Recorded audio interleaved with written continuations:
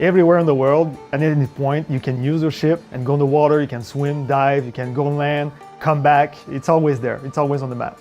The game is called Odyssey, and of course we're modeling ourselves on the voyage of Odysseus, and you're exploring the Aegean Sea. It doesn't take place at the same time, but it's the same experience that we're trying to give to the player. And Naval is a huge important part of that. Also, the map is huge, I mean, really big. The sea needs to be seamless because this time it's open everywhere around you. So we had to do a lot of tech on that, making sure that the shorelines where you could see like the waves coming and dying on the beaches. You have a lot of big waves when you go far away in the ocean. We also make sure that you see all those kind of fishes and stuff like that you can see from your ship and when you're swimming. The naval combat in Odyssey is something more fast-paced, more close range. It's more intense than ever. The fact that we have people shooting javelins and arrows make us put the ship closer together so you can see the action. What we discovered in the end was that mobility was a key factor of making a fun experience for the player.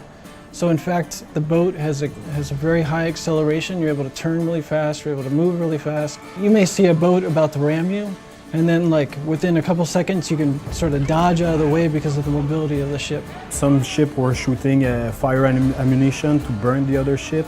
The most important tactic was the ramming and the cleavings. Yeah, and of course cleaving a ship is advantageous to the player because it's going to give him more life, more resources. So you're always looking for that opportunity to cleave a ship, not only for the spectacular nature of it, but also as a gameplay, it benefits the player. During those times, the ship was able to board and kill the remaining crew. And after that, loot the treasure on the ship because there's a bunch of chests.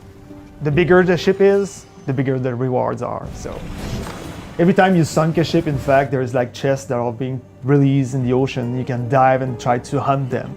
It's pretty interesting. And if you go too far in the water, you might encounter some sharks also, so it's pretty hard to kill.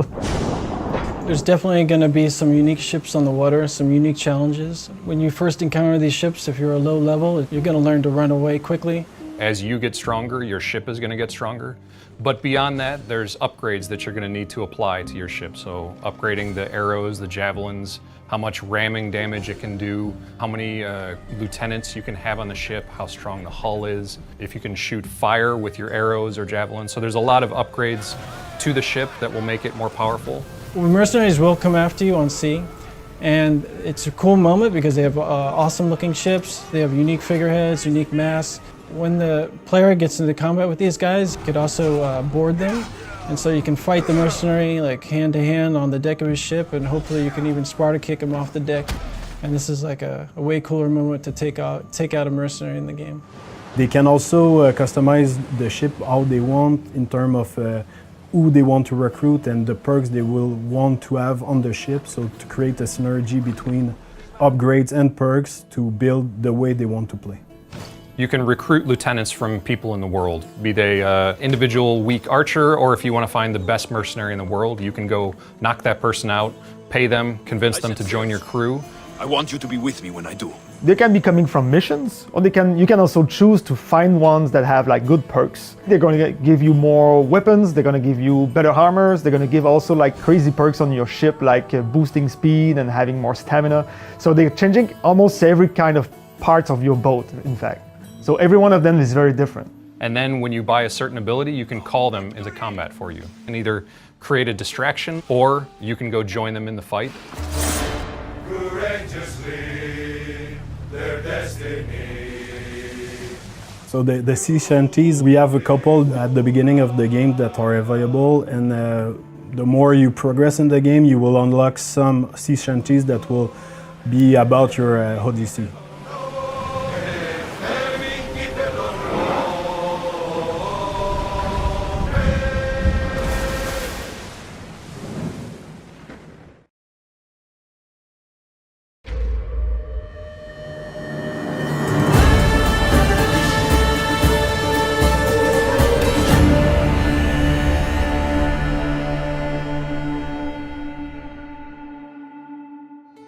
So you're born in Sparta, your player character is born in Sparta, but you move out of Sparta at an early age. So your combat style is not a true Spartan phalanx with the shield and the spear. You're fighting on your own. You're fighting for your money. You're fighting for your life all the time. So your combat is very active, very dynamic.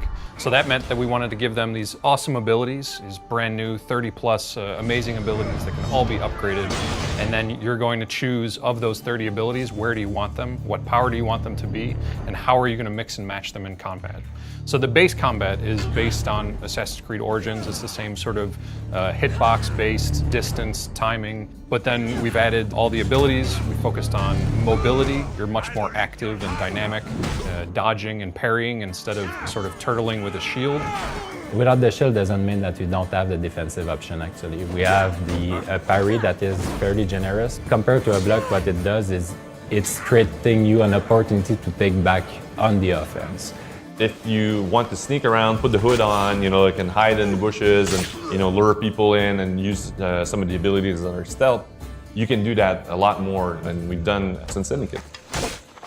Because of your DNA, because of the spear being an artifact of the first civilization, you combine those two things and you get just really, really impressive game-changing abilities for range, for shooting your bow, for the melee combat, and then for assassination as well.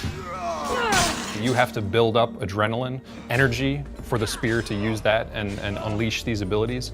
So you have to use your base combat to build up the adrenaline, and then you unleash spear abilities.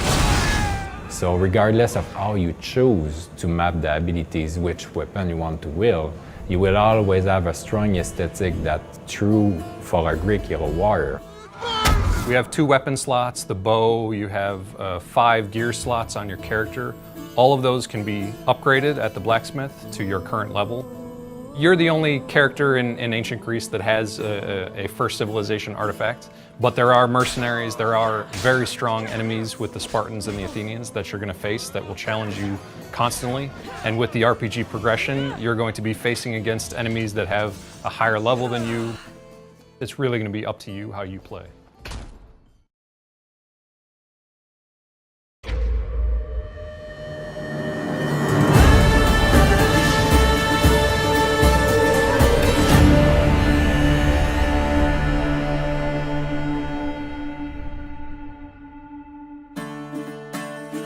With Assassin's Creed going into like a fully fledged open world RPG, we knew that choice was the next logical step for us. We were like, hey, choice is our thing. It's the philosophy that's flowing through all of the creation of the game, and that extends to being able to choose your character. It extends to Naval and how you're going to customize your ship, how you're going to play with your ship, who you're going to recruit for your ship, and then you can make a choice about the way you're going to approach quests. It had to be everywhere or nowhere at all in terms of how we were looking at making things. So yes, the narrative will lead to different conclusions, but if you go off the beaten path, you will be surprised and you will have to make choices, sometimes dire, sometimes not. So yes, we want to give that autonomy to the player. You can choose if you're going to help the Athenians dominate the Greek world or the Spartans, and you can change your choice in that playthrough as well. We wanted to approach the combat in a way that gave the player more options, more customization, more ability to have choice in the way that they approach every combat situation. So that meant that we wanted to give them these awesome abilities, these brand new 30 plus amazing abilities that can all be upgraded. If I want to shoot people with bow and arrows and specialize in that, you can do it. If you feel that it's more like melee fighting, you can do it as well. And if you feel that it's a little bit more stealth that I would like to do and get the drop on them, that's all available for you as well. So very poetic for someone covered in blood. I like it. The romancing, we have a handful of characters that we can romance. They don't necessarily intertwine with the bigger picture, so they're much more regional content stories or a little bit more for fun. When we set out to make the story in Assassin's Creed Odyssey, we knew that we were going to have multiple endings. Now, for us, it meant making a series of choices through a series of quests that would impact the ending, and not just be multiple endings based on one decision you make at the end, which sometimes other games fall prey to. Just because you're making choices doesn't mean that you're going to be cut off from half the game for making these choices. You're simply going to have your own unique experience. Something that I really like about our game is the variation of tones. I never thought Poseidon's anger would be too much for the mighty Cassandra's stomach.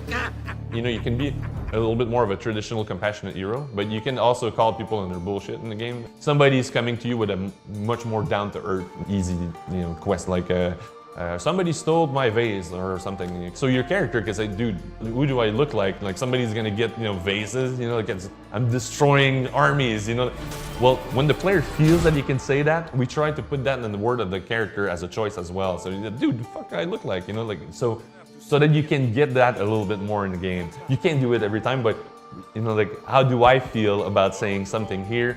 We tried to mimic that and then have the characters react. Cassandra, what do you think we should do? Player choice is a motivator. It connects you with what you're doing. The game is talking to me and I need to respond to that. So the player choices are felt in dialogues, but they're also felt in the world. So in the play style that I'm going to choose in the game, the mix and matching of the abilities, who I want to interact with, Sparta, Athens, what do I want to do as a player? You decide and it's your choice to do it.